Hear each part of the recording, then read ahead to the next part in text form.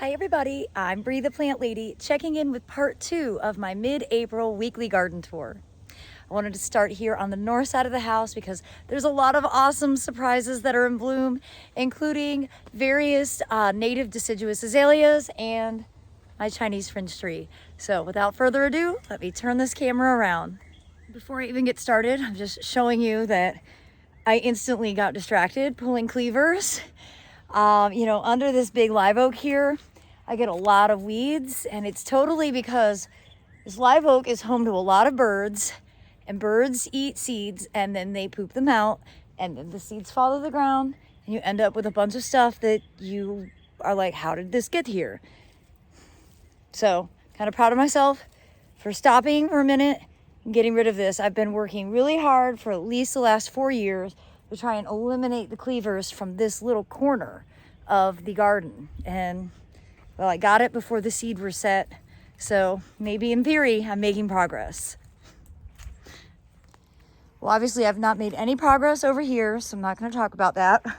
We do have it on the agenda. I'm hoping to try and get it done before the spring open garden, Saturday, May 11th. We shall see if we can make that kind of progress. You could see the phlox is growing really well, and I'm so thrilled to see this native azalea, whose name is definitely escaping me, but it's a type of flamium. I actually grew quite a few of these when I worked at Camellia Forest. That's where these all came from. They root really easily from cuttings. This one is doing really well. I do have some weeding to do. Oh my gosh, look at this, you guys. Oh, good Lord. At least it's easy to pull out.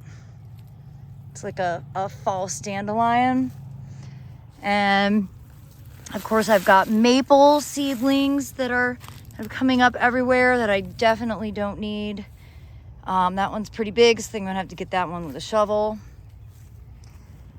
And you can see, oh my gosh, I totally thought that October Affair was done.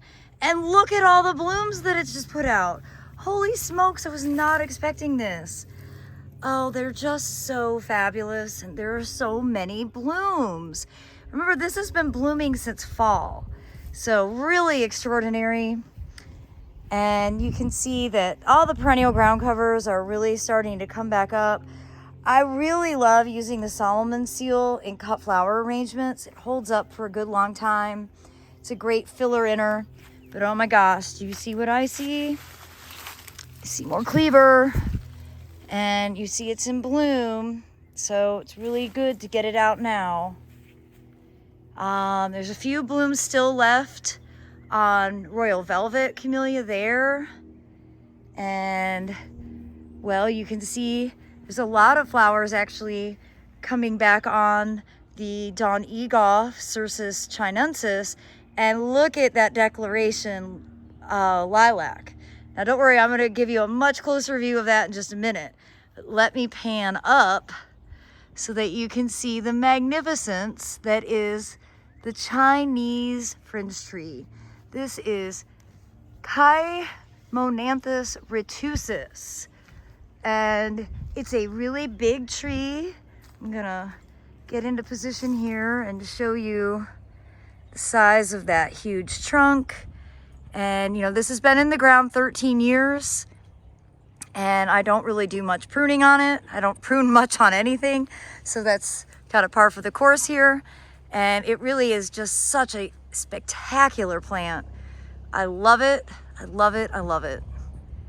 Just give you another view here of how enormous it is. It's definitely one of the most impressive specimens in my garden. And when it blooms, it just looks like a big fluffy cloud. It's so fantastic. Well, look at that view. Oh my goodness.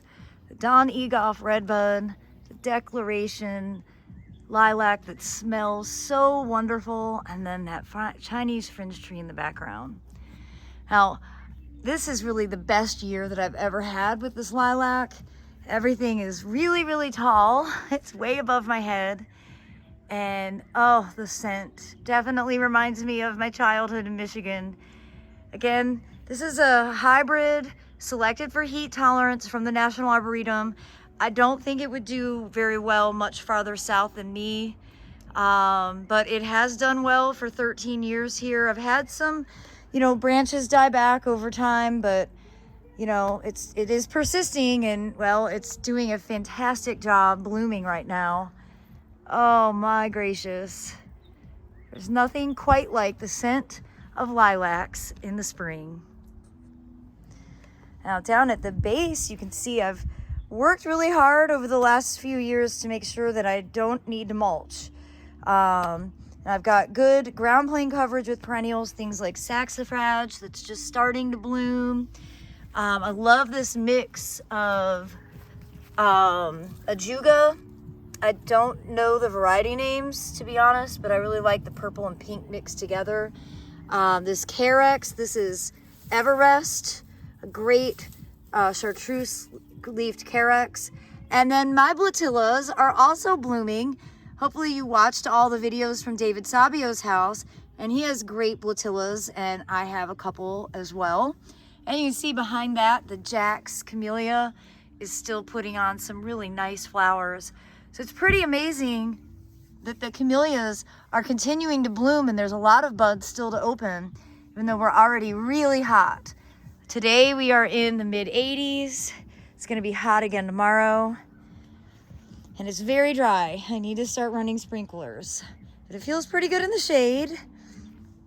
And I don't know if you guys are seeing what I'm seeing, but the first really tall purple larkspur has officially opened. So we've got this one here, which is just beginning, but look here at the absolute magnificence. And this is like 5 foot tall. It's almost the same height as me. So excited that the cottage garden is all starting to bloom. There's so much to look forward to. And well, I do hope you'll plan to visit for the spring open garden. Now I wanted to show you the broccoli patch that we planted over spring break 2 weeks ago. It's growing really well.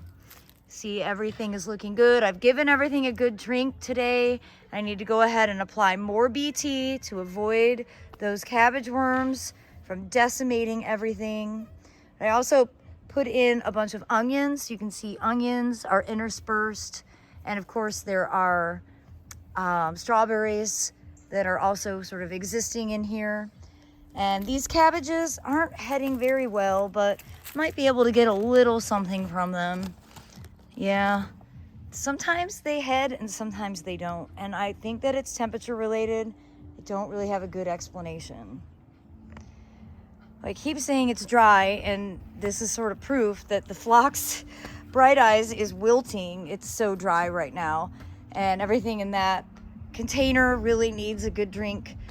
Once I get done making this garden tour, I'm actually gonna pull out the hose, I'm gonna clean the pool, and I'm gonna run some sprinklers. So I am gonna be dealing with this soon, but I did want to show you here that some of these self-sown corn poppies have started to flower along the edge.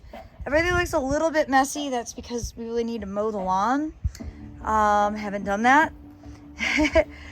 But I'm really pleased to see the progress of how these gardens are growing out. And well, you can see over here that the feed tank bed, the Eschscholzia californica, they are really starting to bloom. And the lupins are doing great. So thrilled to have so many flowers on these. The fava beans are still blooming, and you can see their giant seed pods are coming. So I'm very hopeful that I'll get a pretty good seed harvest. I can grow out more, and maybe by next year I'll be able to start offering fava beans for sale. Now you can see in this bed I've got a mix of clover, and I'm so excited about it. This is the traditional crimson clover, and this is one called White Cloud, and it's also a crimson clover, but it has a white flower. So I really love that they are both blooming together. Obviously, all of the mustards are in full bloom. All that great yellow. And of course, the lupins are starting, the California poppies are starting, and soon everything else will. I just definitely need to run some sprinklers because everything is wilty because it's so hot and it's so dry. Probably the most exciting thing to share is that the first Allium schubertii have started to flower, and this one is really doing exactly what it's supposed to do. Remember, these came from Costco, and I planted a lot, and I don't see a lot in here. Like, I've got 2, but I think I planted like 9 on each side. So obviously not the most successful, but even just getting 1 is kind of all that matters. Of course, you can see that the Schultzias are definitely starting to really pick up. And again, everything is dry, but I am going to solve that coming up next. Well, everybody, I hope you enjoyed this installation of my weekly garden tour.